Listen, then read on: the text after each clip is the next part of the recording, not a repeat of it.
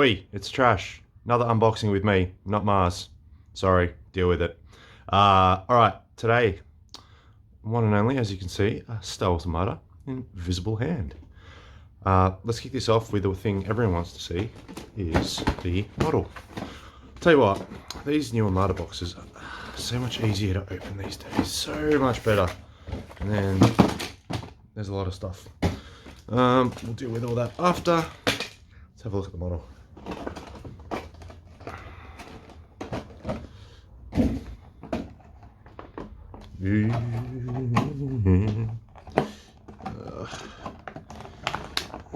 Come on now. Come on, out you get. Yeah. There we go. Got it. Holy jeez. This is amazing. It looks fantastic. The job they've done on these, FFG have done on these new capital ships for both the Separatists and the Republic are absolutely amazing. Really, really great job. Some really good detail on them. Flip it around. Even the underside. Nice colours. Yeah, this is fantastic. Really looking forward to just putting this on the table. Just because it's going to look fantastic. Do you know what I'll do? I'll throw it on a stand while we go through the cards and everything. Yeah, alrighty. I won't worry about that. We'll just put it on a stand. I should put the cardboard on it, otherwise it's going to reflect and be annoying. So let's get the plate out. Just pretty basic cardboard for Armada. Oh. You've got your salvo, you've got your redirect, you've got your contain, you've got chaff token, or your raid and others. And that's it. That's it. So let's get this one out. Punch that.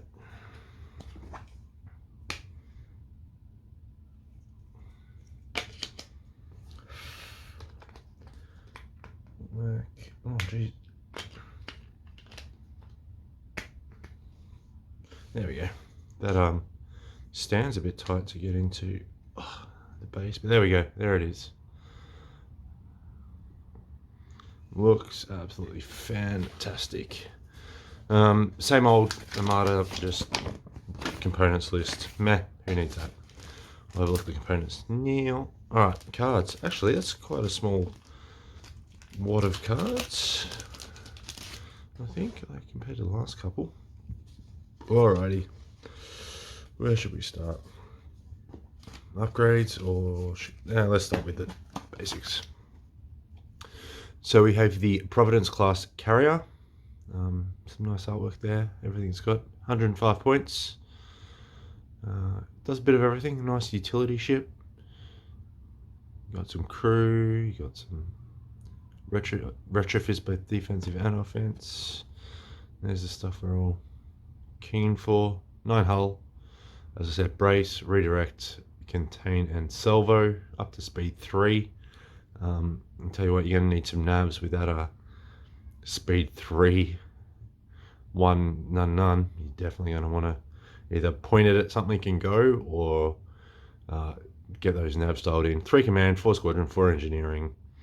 Pretty even distribution of dice, so 2 reds, 1 blue, 2 black out the front, and then 2, 2, and 2 out the sides.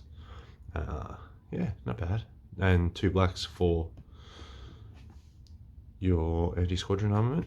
And the next one is the Dreadnought class. There's the backside artwork. Also 105 points. Slightly more offensive version. You got your 2 turbo laser turrets and everything like that. So yeah. See the difference on dice for this is out the sides. It's 3 red and 1 blue, and 3 red, 1 blue, 2 black, opposed to the 2, 2, and 2. Out the front's the same, rear arc's the same. Although this one has 1 blue for AA. Again, 3, 4, and 4. So both very similar in the way they build. It will just be a matter of what upgrades you want to take and how you want to build it. So there's the comparison there. Easy. All right, let's get into some upgrades. Alrighty, let's go. Let's have a look at some titles first. Yeah, we'll look at titles first. 3 titles.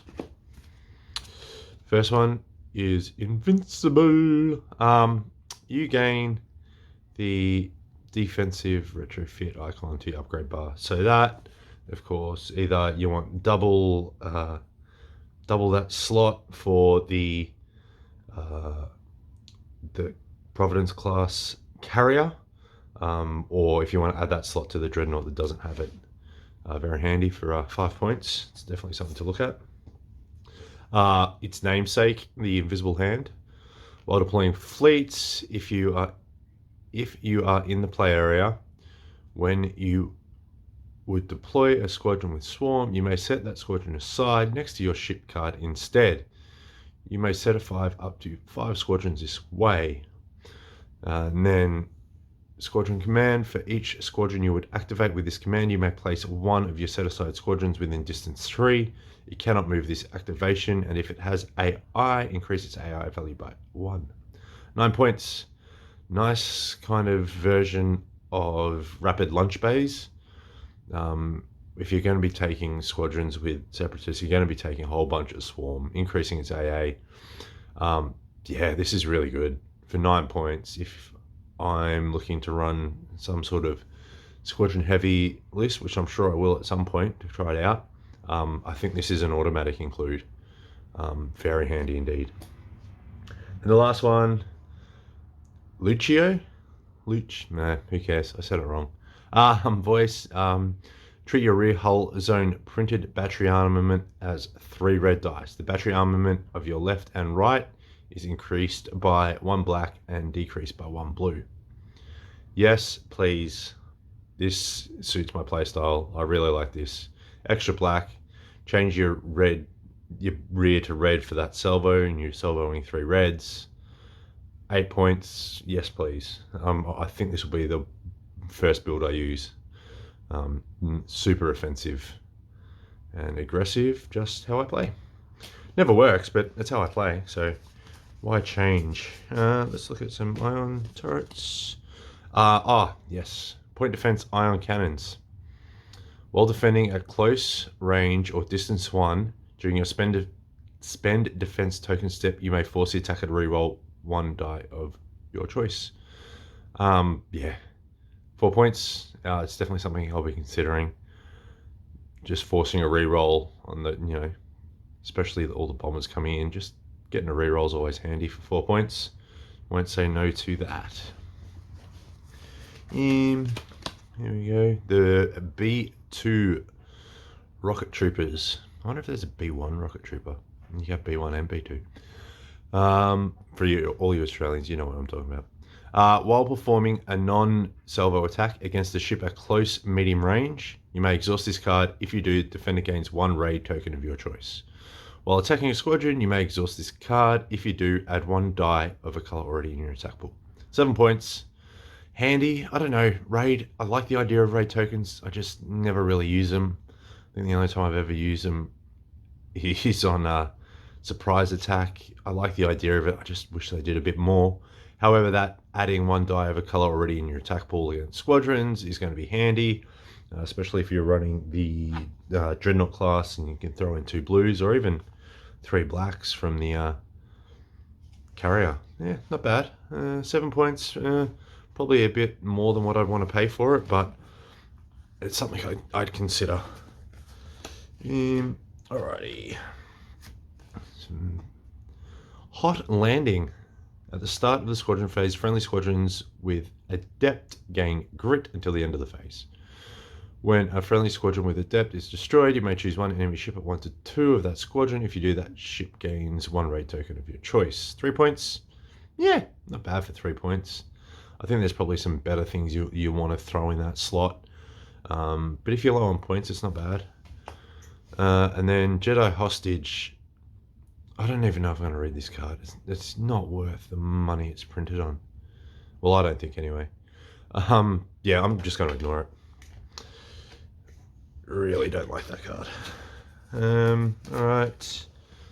The one that everyone seems to be taking these days, thermal shields. Spend your brace token after you gather dice. If you do, they remove half the dice in the attack pool, rounded down. Onigers, I'm looking at you. SSDs, all that type of stuff. It's just the trigger point for when you're adding dice, so making sure you're doing it right. But yeah, these things are everywhere at the moment for 5 points. I think it's worth it. Some crew, 2 crew cards. TI-99. While a friendly unactivated squadron is at distance 1 to 3, it gains counter 3, or if the printed counter keyword gains an additional counter 1. After you perform a counter attack, toggle its activation slider to the activated side. Yeah. Getting extra counters always handy. Yeah, you're gonna lose the activation if you do. Yeah, we'll have its point of play. I don't know if that we'll see it much unless you're trying to build around it for something in particular. 4 points.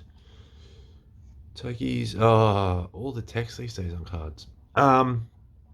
When you reveal a command, you may place a matching command token on this card. If you do, gain a command token of your choice. During the command phase, if you have a command token on this card, you must choose that command on each command dial that is to be assigned to you and show those dials to your opponent, then discard that command token. Bit of a manipulation for your dials isn't a bad thing for 2 points. Again, in particular, if we're looking at these ones, you've only got the one crew slot. I don't know if you'd be taking it. Definitely something to look at.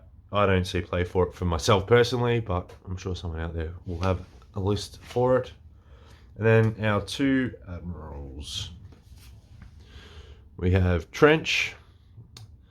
So at the start of the ship phase, you may reveal and discard 1 command dial from this card. If you do, until the end of the round, when a friendly ship spends only a matching command token to resolve a command, that ship resolves that command if it had spent the dial and token of the same type instead. Handy. 36 points. Yeah, about right. And then, of course, General Grievous. 20 points. When a friendly ship or squadron is destroyed, you may choose 1 friendly ship or unique squadron at a distance 1 to 5 of the destroyed ship or squadron. If you do, the chosen ship or unique squadron may either ready 1 of its defense tokens or recover 1 of its discarded defense tokens and then exhaust that token. Yeah, not bad. 20 points. Cheap one to throw in. I think I'll build a couple around this. Just a cheap general that everyone needs. And I feel like there should be more, but the box is definitely empty. But yeah, so that's the Invisible Hand. Very nice model, a few nice cards, and that's about it. So until next time, like, subscribe, like us on Facebook, and that's all. Peace.